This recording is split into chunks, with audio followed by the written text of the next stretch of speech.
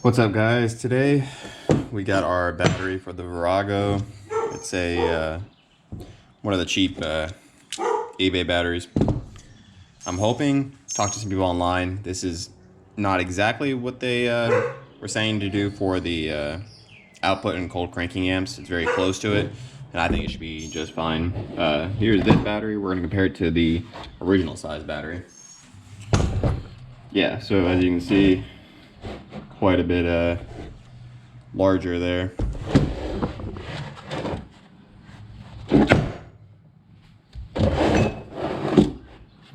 So yeah, so here we're up under the bike. What I'm kind of wanting to do is I want to keep the terminals kind of pointed up.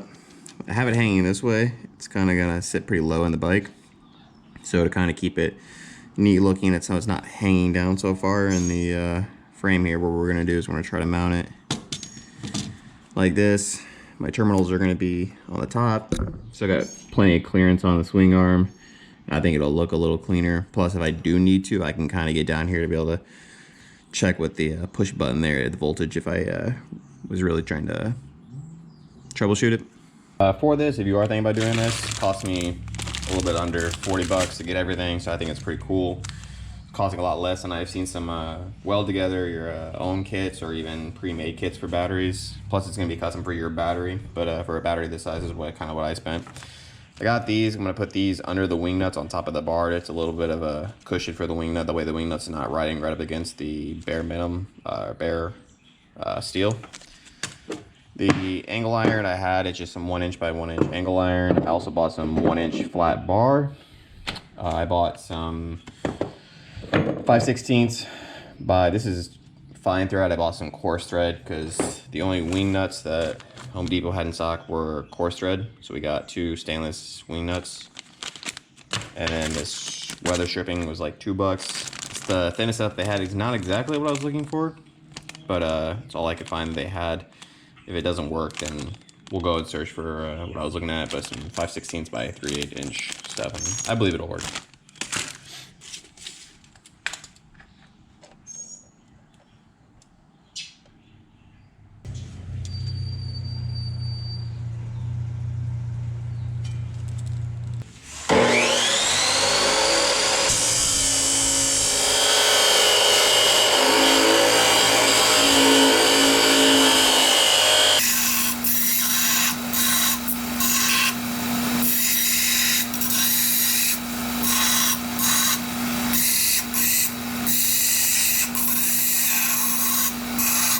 So we have it squared up in the jig now, and now we're just gonna tack weld each one of the corners.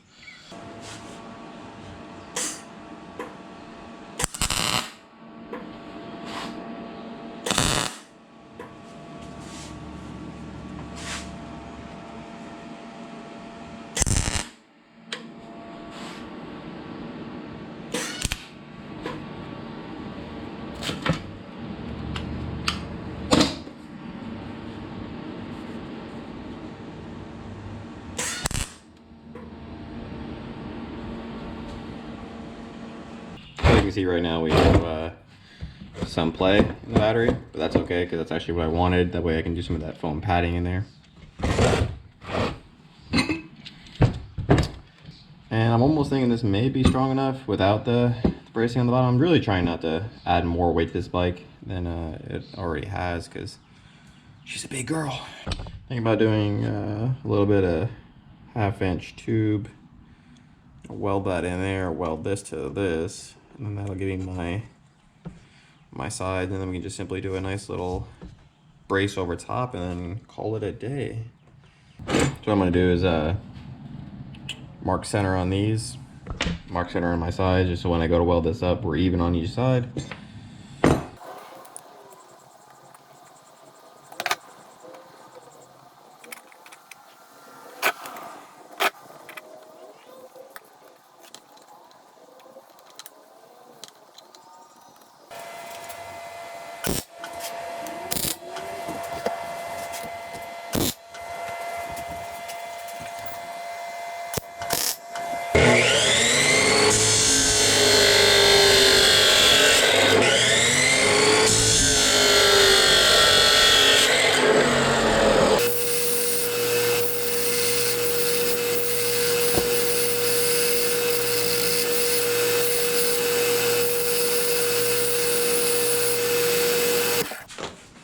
So what we got going on here is, this is already tack welded. Threaded rods on the inside of this other rod, using this rod to hold this one in place. That way we're gonna make sure it's not crooked. That way you got some magnets holding, and we're gonna just throw a little tack weld here in the bottom, and then move on to the other side.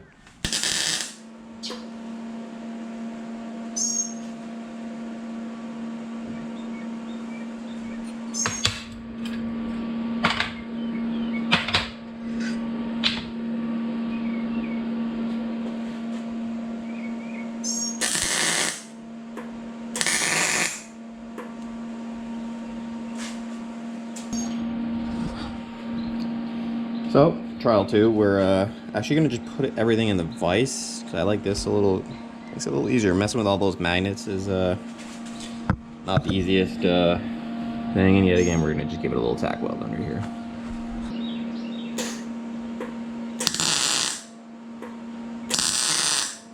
So next is the top piece, so we're going to cut a little piece of inch or 1.25 inch angle iron, or sorry, flat iron. And then drill some holes, and honestly after that we're going to see how it looks and how it feels, and might just call it that and weld it up.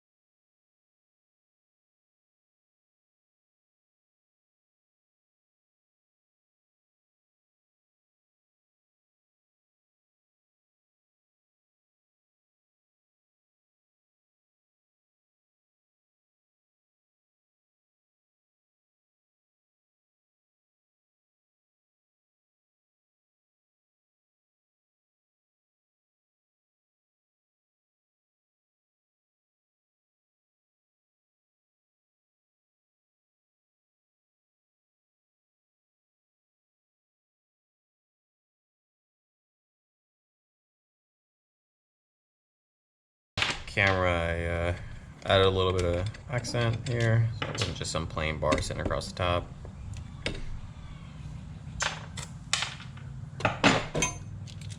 Still just tack welded up, because I haven't actually got it mounted to the bike, and I want to make sure my mounting is going to work before I go ahead and weld the rest up. But I decided to leave out the bar. Fits really nice in there. Of course, we're still going to add the padding. We'll do that after we've painted it, so leave that out for now. Drilled the one hole a little bit farther so we know which way is forward. Sits on there nicely. These nice little grommets with the aluminum kind of beveled washer sit on there nicely. And once they're on there, it actually kind of nicely holds the bar. And then to secure it, we just got these wing nuts.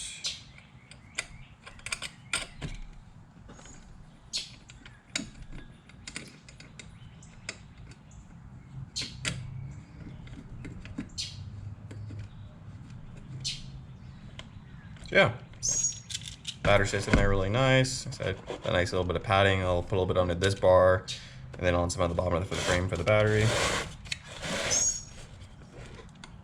There you guys go. So if you guys want to make a nice cheap little battery box for your motorcycle, of course you can always get a little bit more elegant than this, but for what I'm doing, it's kind of unseen, so we just wanted to go with light and simple, and this cost you're actually talking about like raw materials, like I said, I spent I think less than 40 bucks for everything we have here, and I only used less than you know, I'd say half of what I purchased. So cheap little box, looks great.